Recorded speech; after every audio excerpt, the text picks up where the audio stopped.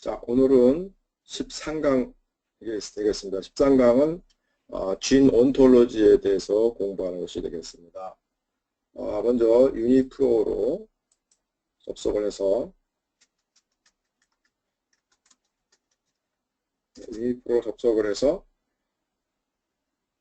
EGF 리셉터, 휴먼 EGF 리셉터를 검색을 해 보겠습니다.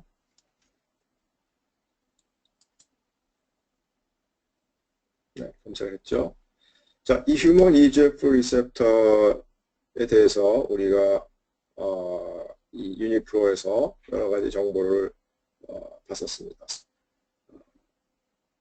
포스트 트랜슬레이션 모디피케이션도 봤었고요. 패솔로지 봤었죠. 자, 그 다음에 패밀리 앤 도메인도 봤었고요. 시퀀스도 봤습니다. 여기 얼터너티브 스플라이스 폼이 4가지가 있다는 것도 봤어요. 지금 여기 지금 빠져 있는 것들이 몇 가지가 있는데, 특히 이제 서브셀러 로컬리제이션과 관계된 것들, 이런 것들을 우리가 안 봤습니다.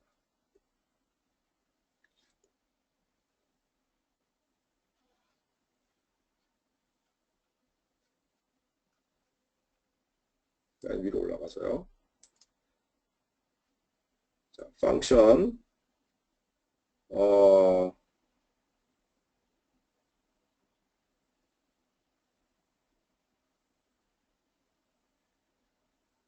사이트 이런 건 다 봤고요. 자, 그 다음에 여기 Geo Molecular Function, 그 다음에 Geo Biological Process 이런 말들이 나옵니다. 하나 더 밑에 내려가면 Geo Subcellular Localization 여기까지 여기 Geo로 따지면 셀룰라 컴포넌트인데요. 이런 Geo라는 말이 나와요. 고라고도 그러는데 Geo 여기 Geo Molecular Function 이걸 클릭해 보겠습니다. Geo라는 거는 Gene Ontology 프로젝트의 약자인데요. 이 프로젝트는 이제 국제 컨소시엄의 프로젝트인데 여러 국제적으로 과학자들이 모여서 컨소시엄을 이루어가지고 거기서 유전자 단백질의 기능에 관한 설명을 할 수 있는 기능을 설명하는 보캐블러리 여기 있죠. provides a set of hierarchical이라는 것은 계층적이라는 뜻이죠. controlled vocabulary라는 것은 이제 단어, 어휘 그런 거잖아요. 우리가 사전에 있는 단어들을 이제 어휘라고 vocabulary라고 하는데 그 vocabulary를 컨트롤한다 이게 컨트롤. 그러니까 사람마다 그 쓰는 단어가 다르면 똑같은 현상을 설명하는 단어가 사람마다 다르면 사람들은 이제 그게 동의어라서 금방 이해할 수 있지만 이 컴퓨터로 데이터 프로세싱 하는데 상당히 이제 그 불편함이 있을 수 있고 또 어떤 그 좀 더 광의의 단어가 있는가 하면 좀 더 협의의 단어가 있을 수가 있거든요. 그래서 그런 것들을 이제 체계적으로 계층적으로 이렇게 계층화 해 놓는 거죠. 그런데 이제 그런 단어들이 이제 3가지 카테고리로 나눠져 있다. 그렇게 쓰겠습니다. 뭘 한번 같이 보겠습니다. 누가 있나? 그래서 여기 이제 여러분이 보시는 것처럼 크게 해볼까요?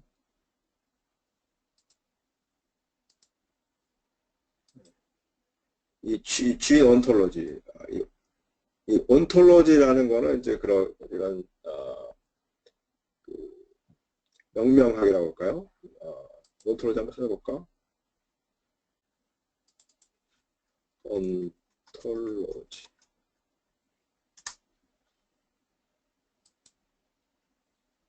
온톨로지는 사람들이 세상에 대하여 보고 듣고 느끼고 생각하는 것에 대하여 서로 간의 토의를 통하여 합의를 이룬 바를 개념적이고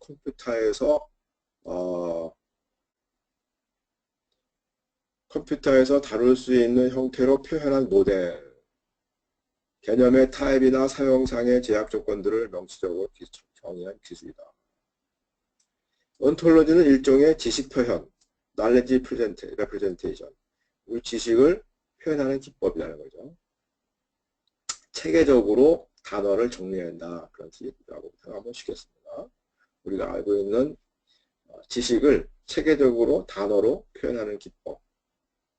이걸가 잘 돼야 컴퓨터로 컴퓨터가 이제 이 개념을 이해하기가 쉽다는 거죠. 사람이 쓰는 이런 언어는 이제 자연어인데, 자연어는 너무나 컴퓨터로 볼 때는 이제 요새는 이제 컴퓨터가 발달해서 자연어도 잘 처리하지만 일반적으로 쉽지는 않은 거죠. 컴퓨터가 이야기하기에 체계적으로 착착착 정리가 되어 있는 것, 그런 것을 온톨로지라고 생각하면 되겠습니다. 유전자의 기능에 대해서도 그렇게 이제 정의를 하는 그런 온톨로지 개념을 도입을 하면 유전자를 기능을 정의하기가 쉽다는 거예요. 근데 이거 유전자의 기능을 여기 이제 펑션이라고 썼잖아요. 펑션. 이 기능을 정의하는 데는 이제 세 가지 애스펙트가 있는 거예요. 세 가지 카테고리, 세 가지의 카테고리, 세 가지의 측면에서, 세 가지 측면에서 정의를 하는 거예요. 첫 번째가 바이올로지컬 프로세스예요. 바이올로지컬 프로세스는 지금 이 유전자는 세포가 막 자라는 데 관계하는 건지, 세포가 사멸되는 데 관계하는 건지, 뭐 아니면은 에너지 대사에 필요한 유전자 기능을 하는 건지,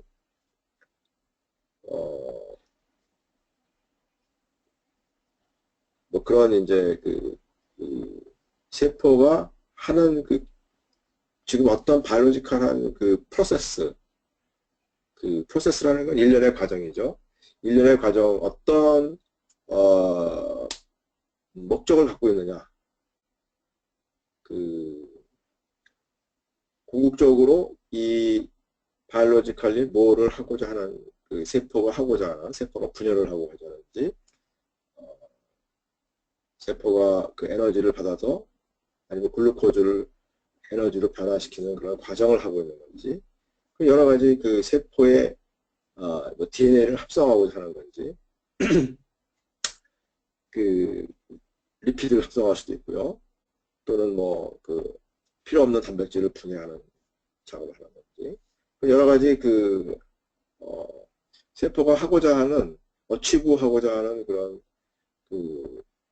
여러 가지 바이올로지컬한 그런 일련의 과정들이 기능에 거죠. 그런 걸 바이올로지컬 프로세스라고 하고, 그 바이올로지컬 프로세스를 하는 데는 이제 각각 단백질마다 자기가 담당하는 기능이 따로 있을 수가 있어요. 예를 들면 그리고 이제 셀룰러 컴포넌트는 마지막으로 이제 세포 안에 어느 파트에서 이제 그 일을 하느냐, 그런 개념인데요. 이걸 이제 우리 사람으로 표현한다 그러면 바이올로지컬 프로세스는 여러분이 어떤 회사에 취업을 했어요. 뭐 현대자동차에 취업을 했어요. 그러면 그거는 뭐예요?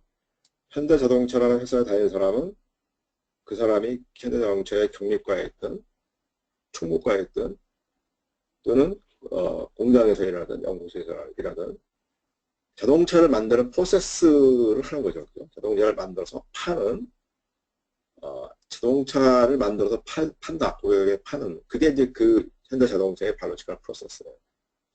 그런데 그 직원 각각 개개인은 하는 역할이 달라요. 어떤 사람은 고객을 만나서 자동차를 세일하는 역할을 하는 사람, 세일스 퍼슨이 있을 수 있고, 어떤 사람은 직원들을 적재적소에 배치하는 인사 업무를 하는 사람이 있을 수 있고, 어떤 사람은 뭐 돈만 계산하는 사람도 있겠죠. 경리과에서. 어떤 사람은 이제 연구를 해서 뭐 어떻게 하면 이제 하이브리드 자동차를 만들 것인가, 뭐 아니면 인공지능 어떻게 여기다 자동차를 도입할 것인가, 그런 여러 가지 연구에 종사하는 사람이 있을 수 있죠. 그런 것은 이제 몰레큘러 펑션이에요. 각 개개의 단백질이 하는 세부적인 기능, 어떤 효소로 치면 이 효소가 펩타이드 본드를 자르는 그런 효소인지, 아니면 리피드를 자르는 효소인지, 아니면 염기하고 염기를 서로 이렇게 붙여주는 역할을 하는 효소인지, 슈가를 갖다 붙이는 효소인지, 슈가를 자르는 효소인지, 포스페트를 붙이는 효소인지, 붙이지 않는 효소인지. 그런 이제 그런 것들이 몰레큘러 펑션이 되겠죠. 그런데 포스페트를 붙이는 단백질하고 펩타이드 본드를 따르는 단백질은 서로 다른 단백질이죠. 근데 그런 것들이 다 모여서 하나의 바이오로지컬 프로세스를 일 수 있는 거예요. 세포 분열이라는 프로세스를 하기 위해서는 단백질이 붙을 때도 있고 잘라질 때 잘라지는 것도 있어야 되고 또 DNA 붙이고 자르고 그런 여러 가지 프로세스들이 다 그 기능들이 다 모여서 하나의 거대한 세포 분열이라는 바이오로지컬 프로세스를 할 수가 있겠죠. 그래서 이제 그런 개념으로 이해하면 좋겠습니다. 바이오로지컬 프로세스는 회사라고 생각할 수가 있고요. 그 다음에 몰레큘러 펑션은 내가 어떤 그 안에서 어떤 직무를 담당하느냐, 직무에 해당하는 것이 되겠습니다. 자, 그런데 현대자동차가 양재동에 가면 본사가 있죠. 높은 빌딩이 있잖아요. 근데 거기만 있는 게 아니잖아요. 울산에 가면은 이제 그 공장이 있죠. 또 기아자동차는 광주에 있나요? 그 다음에 각 전국적으로 또 이 자동차를 파는 그 영업점들이 쫙 전국적으로 네트워크 돼 있죠. 자, 그런 것은 셀룰러 컴포넌트에 해당하는 거예요. 다시 말하면 내가 현대자동차의 직원이야.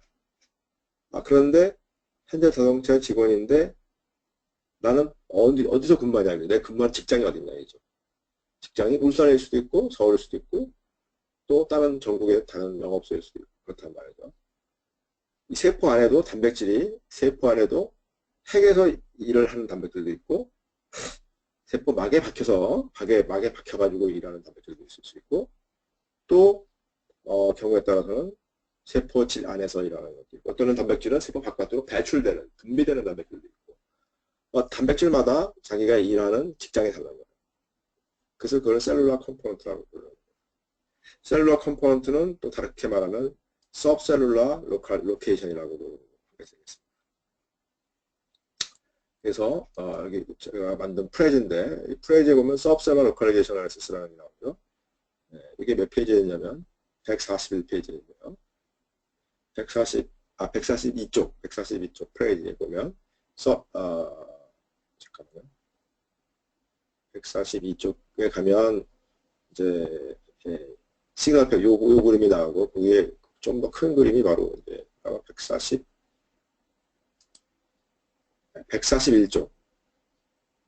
141쪽이 서브셀룰러 로컬라이제이션 어나리시스예요. 자, 여기에 그 옆에 그림에 보면은 지금 이제 세포의 그림이 나와 있잖아요.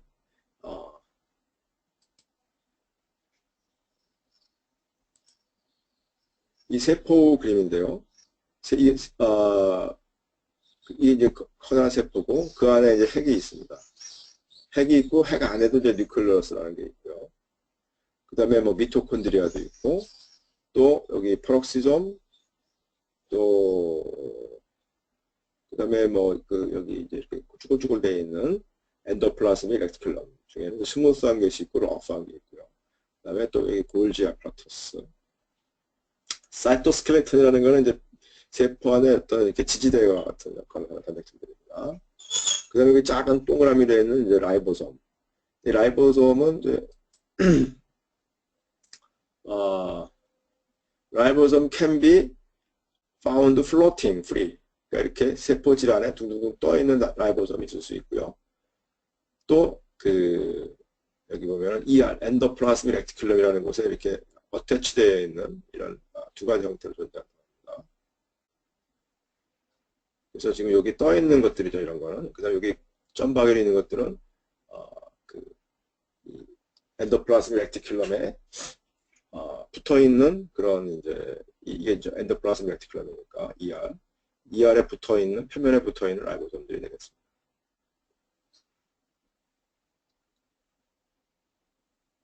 자, 그래서 단백질이 이제 만들어지면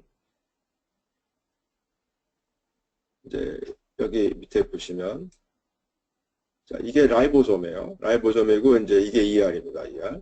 ER에 속이고 이제 여기 바깥은 이제 사이토조릭이 되겠죠.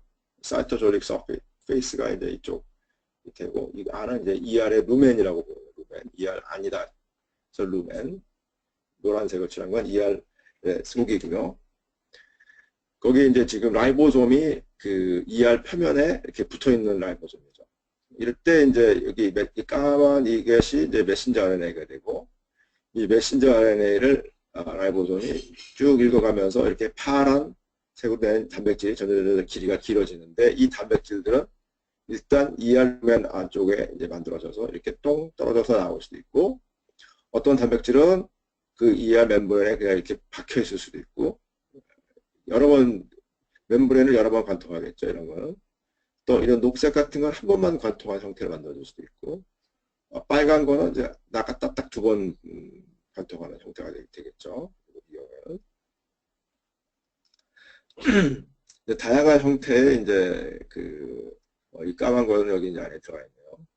다양한 형태의 단백질들이 만들어진다. 이해하면 되겠습니다. 자, 이렇게 만들어진 단백질들이 그 다음에는 이런 이제 베스크를 타고 골지로 이동하게 됩니다. 골지로.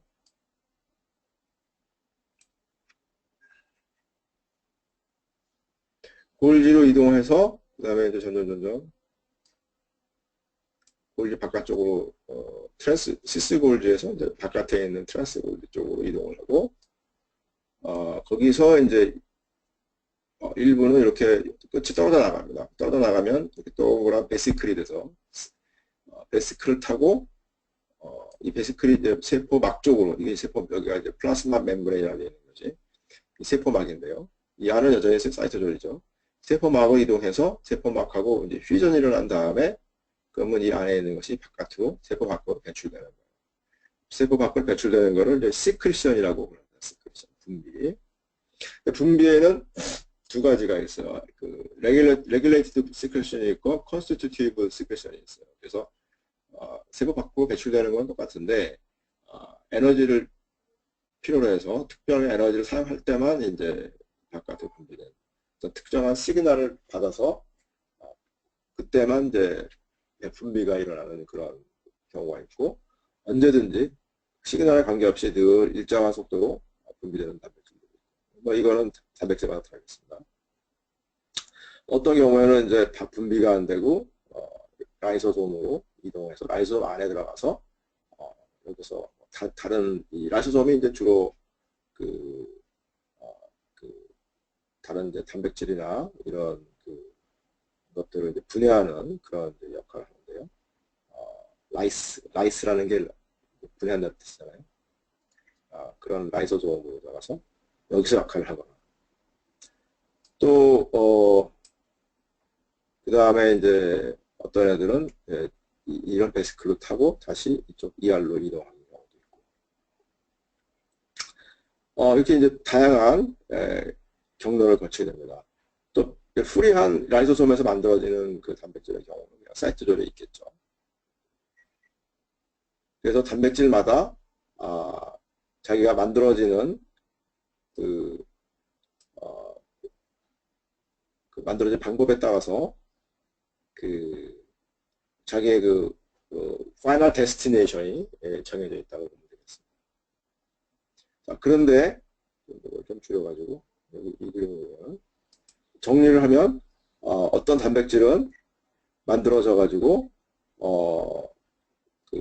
뉴클리어스 핵으로 가는 경우도 있고 또 미토콘드리아나 이런 클로로플라스트 폭성으로 가는 경우도 있고 또 그렇지 않으면 이제 ER이나 골지를 거쳐 가지고 아까 있는 것처럼 이제 시크리션이 되는 거죠. 분비가 되는데 이 레귤레이션에 대해서 특정한 조건이 맞을 때만 이제 되는 경우 아니면 늘 되는 경우 그래서 세포 밖으로 분비되거나 아니면 경우에 따라서는 세포 막에 그냥 박혀 있는 경우도 되고요. 또 라이소솜으로 가는 경우. 자, 이런 일들이 벌어진다는 거죠.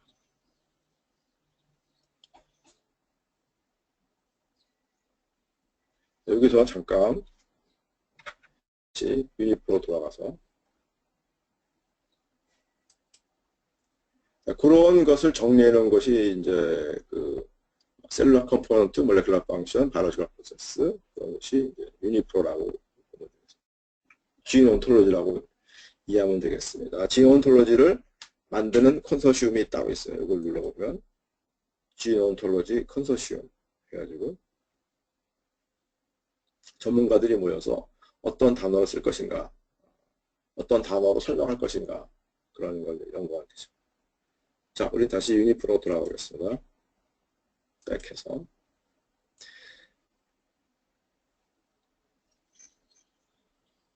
자, 그러면 EGF 리셉터는 몰레큘러 펑션으로 따지면 액틴 필라멘트에 바인딩을 하는 프로퍼티를 갖고 있다 이거죠. 액틴이라는 단백질이 있는데요.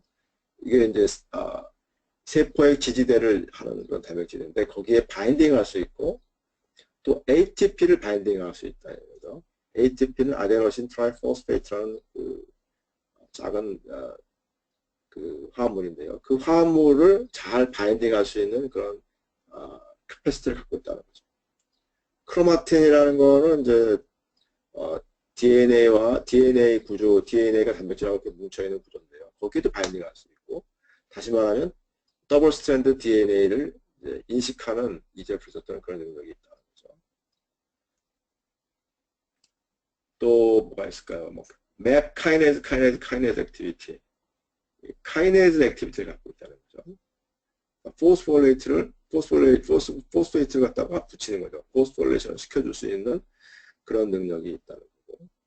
어떤 무슨 액티비티. 그러니까 여기 몰레큘러 펑션은 주로 보면은 뭐를 바이닝할 수 있다. 아니면 무슨 액티비티를 갖고 있다. 이 액티비티는 엔자임 액티비티 같은 것이 되겠는데요. 그런 액티비티를 갖고 있거나 아니면 다른 단백질을 바이닝할 수 있는 그런 카패시티를 갖고 있다. 그런 식의 개념들로 정의되어 있어요. 그러니까 이게 다시 말하면 개인의 능력에 해당하는 거죠. 개인이 나는 특기가 뭐다 이거죠. 내 특기는 빨리 뛸 줄 안다든지 아니면 암살에 능력하다든지 그런 것이 특기가 되겠죠. 그런 기능들을 얘기하는 것이겠습니다. 그런데 그 특기를 가지고 EGF 리셉터는 도대체 뭘 하느냐.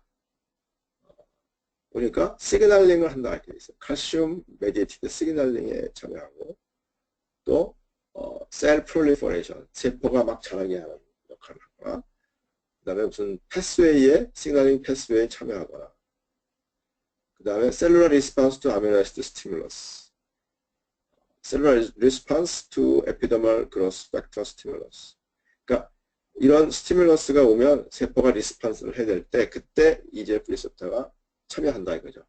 어떤 운동이라고 생각하면 되겠죠. 어떤 운동에 EGF 리셉터는 참여하느냐. 이런 운동에 참여한다. 굉장히 많네. 러닝 앤 메모리에도 러닝 앤 메모리를 그러니까 배우고 그걸 어떤 사실을 기억하는 위해서 일어나는 그거 하기 위해서 여러 가지 이제 단백질들이 필요하겠죠. 그 중에 이제 EGF 리셉터도 자기가 할 줄 아는 무슨 카이네즈 액티비티라든지 DNA 바인딩 액티비티라든지 그런 기능을 가지고 러닝하고 메모리에 참여한다. 이렇게 이야기하면 되겠습니다. 굉장히 많네요. 다양한 곳에서 다양한 업무에 종사하고 있는 거예요. 리스폰스 투 스트레스가 왔을 때 세포는 리스폰스 할 텐데요. 그때도 이제 EGF 리셉터는 참여한다는 거죠. 그러니까 이런 단어, 이런 이제 말이 이 프레이즈 하나하나를 이제 진 온톨로지에서 선정을 한 거죠. 바이올로지컬 컨셉트라고 이해하면 되겠습니다. 이런 것들이 이거를 다른 단어로 표현하면 이제 서로 단어가 조금씩 틀리면 이 같은 건지 안 같은 건지 표현하기 어렵잖아요. 이해하기 어렵잖아요. 그거를 이렇게 요렇게 써있는 요 말을 쓰자는 거예요. 이런 것들을 미리 정의해 놓고 어떤 새로운 유전자가 있으면 얘는 포지티브 레귤레이션하고 맵 카이네즈 액티비티를 갖고 있냐 아니냐 있으면 저걸 부여하고 없으면 부여하지 않고 포지티브 레귤레이션하고 포스포레이션에 참여하면 붙여주고 아니면 이렇게 이제 각각을 이제 어사인을 해줄 수가 있다는 거죠. 각 유전자별로. 그래서 이 바이올로지컬 프로세스나 몰레큘러 펑션이었고 이제 밑으로 내려가면 서브셀러 로컬리제이션 EGF 리셉터는 셀 멤브레인에 박혀있는 단백질이다 이거죠. 근데 그 좀 더 스페시픽하게 하면 싱글 패스 타입 1 멤브레인이고 엔도베티큘럼 멤브레인 뭐 이런 쪽 써 있죠.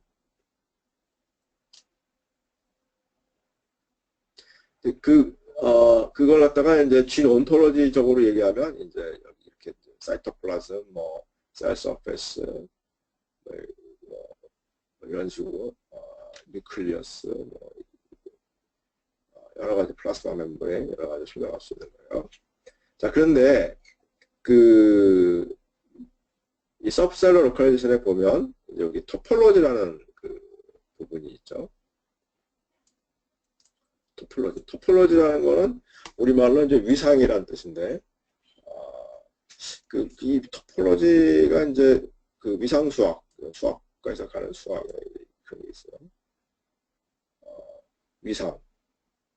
이게 뭐 아니냐 바깥이냐 그런 게 이제 토폴로지에 나와요. 뭐 모양이라고 그럴 수도 있고 토폴로지라는 거는. 근데 이제 구체적인 모양이라기보다는 이제 그 형상화되어 있는 모양이라고 볼 수가 있겠습니다. 토폴로지를 한번 또 인서트 쳐볼까요? 토폴로지.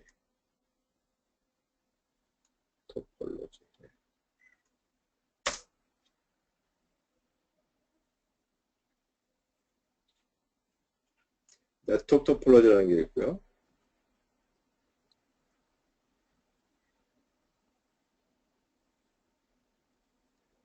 설명하는 게 더 어려워요. 설명이.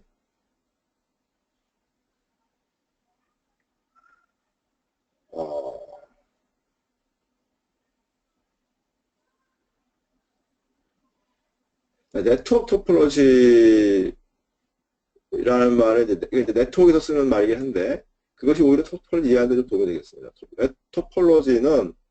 네트워크에서 토폴로지는 컴퓨터 네트워크의 요소인 링크, 노드라는 컴퓨터하고 링크는 이제 어떤 컴퓨터하고 서로 인터넷으로 연결되느냐 그것을 링크라고 하는데 물리적으로 연결해온 것 또는 그 연결 방식을 말한다.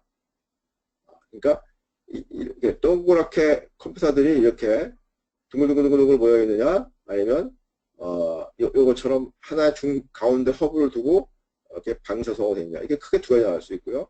아니면 이렇게 대칭적으로 되어 있느냐 아니면 어떤 한 선을 타고 쭉 거기에 이제 나란히 어떤 지나가는 쭉 선에 너도나도 거기에 이제 하나씩 붙어 있는 이런 형태인지 아니면 이렇게 얘네들이 전부 쭉 라인 형태로 순차적으로 연결되어 있는 거죠. 중간에 하나 끊어지면 이쪽으로 연결이 안 되겠죠. 근데 이렇게 되어 있을 때는 이게 하나가 죽어도 이 나머지끼리 연결하는 데는 문제가 없어요. 그리고 이 경우에도 이제 하나가 끊어지면 우회가 가능하죠. 이렇게 우회가 가능합니다. 그죠? 하나가 끊어져도 1, 2는 갈 수 없지만 이렇게 돌아갈 수 있잖아요. 그죠? 예, 링은 이제 그런 장점이 있어요. 라인은 중간에 양 끝에 끊어진 건 관계없는데 중간에 하나 끊어지면 이제 2분화되는 거죠. 이 스타 모양으로 되어 있는 거는 중간에 얘 하나 끊어졌다고 해서 나머지 상관없죠. 근데 이 가운데 허브가 끊어지면 아주 큰일 나죠. 그러면 나머지가 다 고립되죠. 하이라키컬한 것도 이제 어디가 끊어지냐, 여기가 끊어지면 다 죽고, 여기 끊어지면 이제 이쪽은 살아있는 거죠. 그 다음에 이제 fully connected는 얘 하나 끊어졌다가 아무 상관없이 나머지는 전부 다 여러 개가 끊어지기 전까지는 이거는 완전히 살아있는 거죠. 그래서 이제 이런 식의 어떤 형태로 되어 있느냐, 이걸 토폴로지라고 해요. 네트워크의 경우에는 이제 이런 걸 토폴로지라고 해요. 실제적인 것을 추상화해서 표현하는 거죠. 그래서 그에 따라서 이제 그 토폴로지에 따라서 그 네트워크의 특성이 이제 정해지는 거죠. 이 네트워크는 폴트가 생길 때 얼마나 톨러런트하냐 안 하냐 그런 것들이 이제 어떻게 네트워크 구성하느냐에 따라서 달라지는 건데 그 토폴로지가 모양이 이제 위상이라고 표현합니다. 단백질의 경우도 토폴로지가 있는 거예요. 단백질 토폴로지는 뭔가? 자, 이 단백질 EGF 리셉터는 25번 아미노산에서부터 645번 아미노산은 세포 바깥에 엑스트라셀룰라에 있고 646에서 668은 헬리칼이에요. 근데 걔는 소위 트랜스 멤브레인이에요. 멤브레인을 관통하는 거예요. 멤브레인 스패닝 리전. 멤브레인을 관통하는 부위를 트랜스 멤브레인이라고 합니다. 그 다음에 그 나머지 699는 669에서 1210은 사이토플라즘 세포 안에 있다. 다시 말하면 여기 이제 그래피컬하게 보였는데 이 앞쪽 한 절반은 그 세포 바깥으로 나가고요. 이 부분은 세포 막을 관통하고 있고 나머지는 세포 안에 있다는 거죠. 이런 게 이제 토폴로지예요. 이 토폴로지하고 만약에 앞부분이 세포 안에 있고 다시 세포를 관통하고 여기 뒤는 세포 바깥에 있다. 그러면 토폴로지가 다른 거죠. 뒤집어진 거고. 또 경우에 따라서 막을 여러 번 관통하면 그것도 토폴로지가 틀린 거가 되겠어요. 그런 이 막을 중심으로 앞에 있느냐 안에 있는 부분이 어디냐 그런 상태가 나타나는 것을 이제 단백질의 토폴로지라고 표현합니다. 자, 여기 그 다시 프레지로 돌아가 보면 요 그림이 있어요. 요 그림.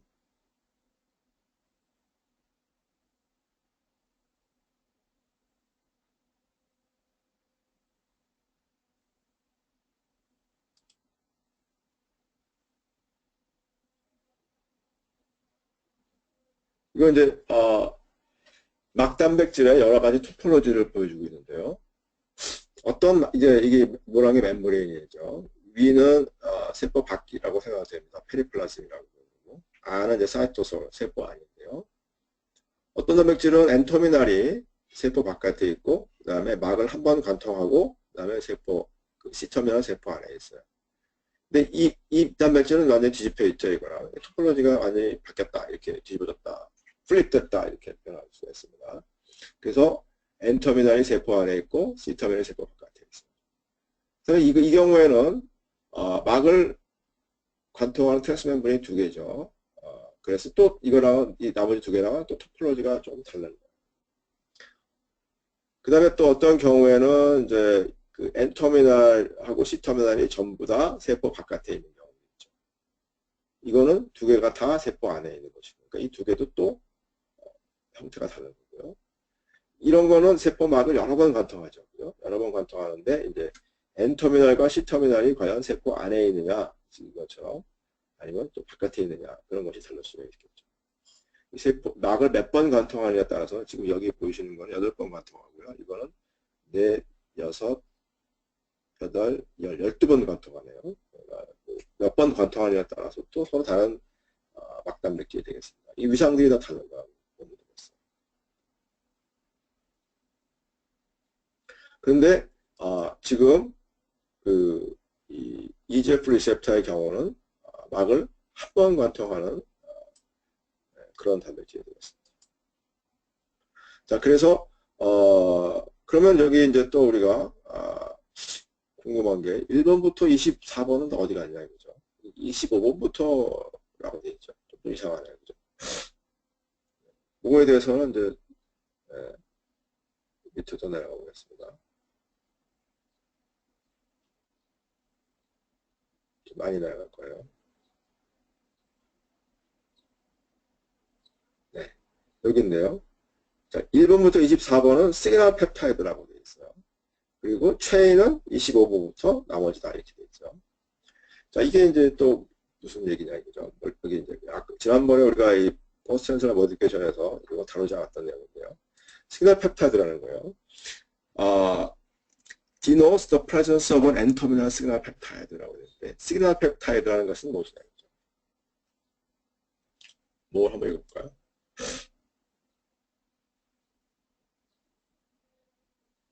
Signal peptides are found in proteins that are targeted to the endoplasmic reticulum and eventually destined to be either secreted, retained in the lumen of endoplasmic reticulum or of the ribosome or of any other organelle along the secretory pathway, or to be one single pass membrane proteins.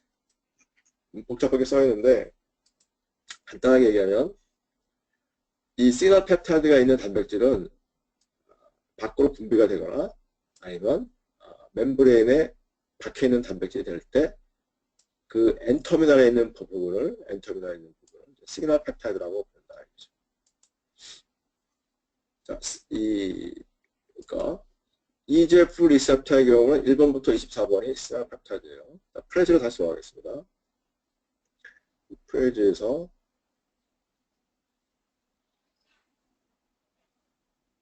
시그널 펩타이드가 있죠. 여기를 확대해 보겠습니다.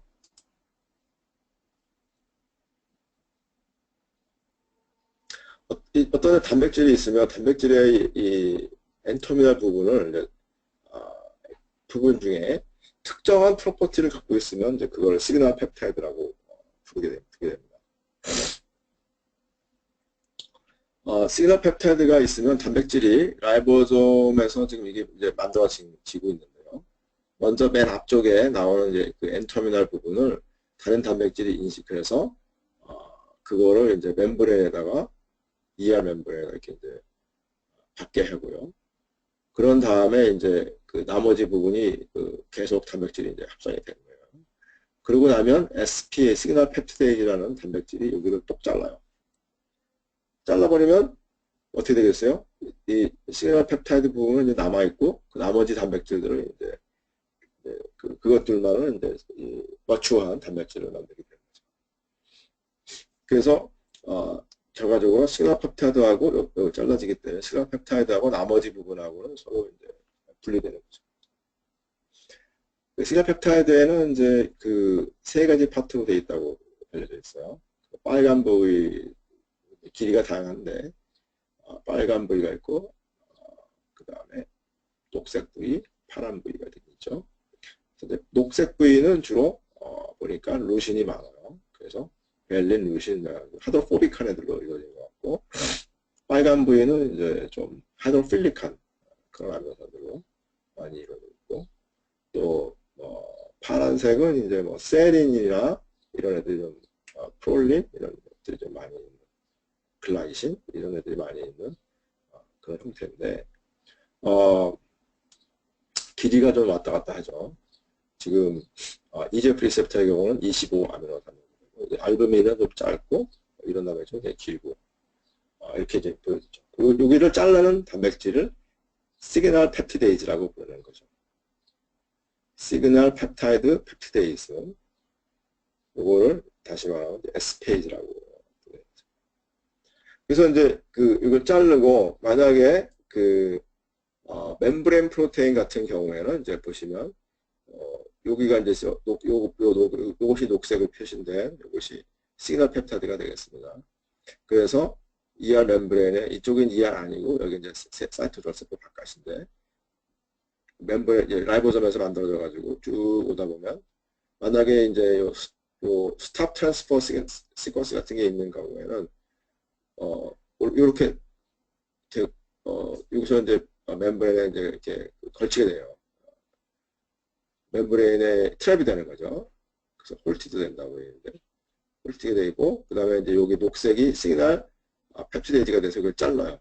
그럼 시그널 펩타이드 떨어져 나가고 그 다음에 엔터미널 여기 세포 루멘 쪽에 있고 그 다음에 멤브레인 트랩된 부분 그 다음에 사이토졸에 있죠. 그러면 이게 바로 EGF 리셉터 같은 경우가 되겠습니다. 그래서 N터미널은 세포 바깥에 있고 트랜스멤브레인이 있고 그 다음에 C터미널은 세포 안에 있는 이런 형태의 이제 멤브레인 프로테인이 되죠. 또 이게 반대로 되어 있는 토폴로지가 반대인 그런 단백질도 있고 이거는 이제 이 둘은 토폴로지가 많이 다르다 이렇게 표현하게 되어 있습니다. EGF 리셉터는 이제 이런 케이스에 해당하기 때문에 이 녹색 파트가 이 24개의 아미노산이 되겠어요. 1번부터 24번 그 아미노산이 떨어져 나가는 그런 형태가 되겠습니다. 그래서 그런 유니폼 돌아가면 그런 상태를 지금 이게 표시해 주는 거죠. 1번부터 24번은 시그널 펩타이드로 떨어져 나간다. 그리고 25번부터 1210번인데 그것도 서브셀러 레퍼레이션을 보면 토폴로지 보면 그 중에 엔터미널은 엑스트라셀룰라, 그 다음에 트랜스멤브레인, 사이토플라즈믹 이렇게 나눠진다고 했습니다. 자, 여기까지 일단 일부를 하겠습니다.